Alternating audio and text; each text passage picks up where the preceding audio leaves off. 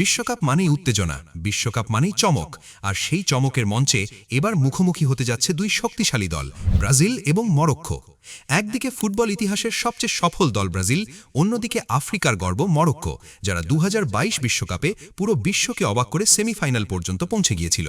তবে ম্যাচ শুরুর আগেই আলোচনা হচ্ছে একটি বিষয় নিয়ে, সেটি হলো মরক্কোর বিপক্ষে কিছু গুরুত্বপূর্ণ বাড়তি সুবিধা পাচ্ছে ব্রাজিল।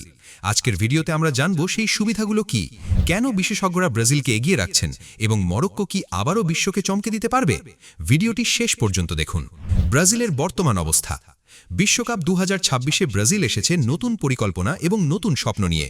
দলের দায়িত্বে আছেন কিংবদন্তি কোচ কার্লো আনচেলোত্তি। তার অধীনে ব্রাজিলের খেলার ধরনে এসেছে বড় পরিবর্তন। আগের মতো শুধু আক্রমণ নয়, এখন দলটি অনেক বেশি সংগঠিত এবং ভারসাম্যপূর্ণ ফুটবল খেলছে। Vinicius Junior, Rodrygo, Bruno Guimaraes, Joao Gomes এবং এদেরসনের মতো তারকারা বর্তমানে দারুণ ফর্মে রয়েছেন। ফলে কাগজে কলমে ব্রাজিল নিঃসন্দেহে অন্যতম ফেভারিট। মরক্কো কেন বিপজ্জনক প্রতিপক্ষ? তবে মরক্কোকে ছোট করে দেখার সুযোগ নেই। 2022 বিশ্বকাপে তারা বেলজিয়াম, স্পেন এবং পর্তুগালের মতো শক্তিশালী দলকে হারিয়ে ইতিহাস সৃষ্টি করেছিল। তাদের সবচেয়ে বড় শক্তি হল শৃঙ্খলাবদ্ধ রক্ষণভাগ। পুরো দল একসঙ্গে ডিফেন্স করে এবং সুযোগ পেলেই দ্রুত কাউন্টার অ্যাটাকে উঠে আসে। হাকিমি, আমরাবাত, বুনো এবং জিয়েশের মতো খেলোয়াড়রা যে কোনো মুহূর্তে ম্যাচের মোড় ঘুরিয়ে দিতে পারেন।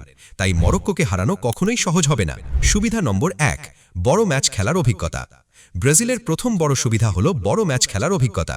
বর্তমান ব্রাজিল দলে এমন অনেক খেলোয়াড় আছেন যারা নিয়মিত চ্যাম্পিয়ন্স লিগ, লা লিগা, প্রিমিয়ার লিগ কিংবা অন্যান্য বড় টুর্নামেন্টে খেলেন। বিশ্বের সেরা ক্লাবগুলোর হয়ে চাপের ম্যাচ খেলার অভিজ্ঞতা তাদের রয়েছে। অন্যদিকে মরক্কোর খেলোয়াড়রাও অভিজ্ঞ হলেও ব্রাজিলের তারকাদের মতো এত বড় মঞ্চে নিয়মিত খেলার সুযোগ সবার নেই। বিশ্বকাপের চাপ সামলাতে এই অভিজ্ঞতা বড় ভূমিকা রাখতে পারে। সুবিধা নম্বর 2, আক্রমণ ভাগের গভীরতা। ব্রাজিলের দ্বিতীয় বড় সুবিধা তাদের আক্রমণ ভাগ। একজন খেলোয়াড়কে থামালেও আরেকজন ম্যাচের চিত্র পাল্টে দিতে পারে। ভিনিসিয়াস, রদ্রিগো, মার্টিনেলি, সাভিনহো কিংবা এস্তেভাও সবার মধ্যেই রয়েছে অসাধারণ গতি এবং ড্রিবলিং দক্ষতা। মরক্কোর রক্ষণভাগ শক্তিশালী হলেও পুরো ম্যাচে এত আক্রমণ সামলানো সহজ হবে না। একটি ছোট ভুলও বড় মূল্য দিতে হতে পারে। মরক্কোর আশা কোথায়?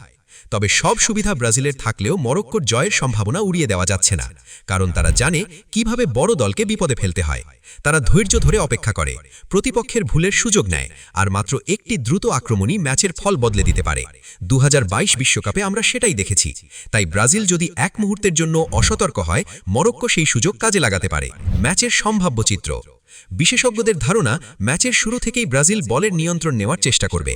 অন্যদিকে মরক্কো নিজেদের অর্ধ থেকে রক্ষণ মজবুত করবে এবং কাউন্টার অ্যাটাকের সুযোগ খুঁজবে। যদি ব্রাজিল দ্রুত গোল পেয়ে যায়, তাহলে ম্যাচ অনেকটাই তাদের নিয়ন্ত্রণে চলে যেতে পারে।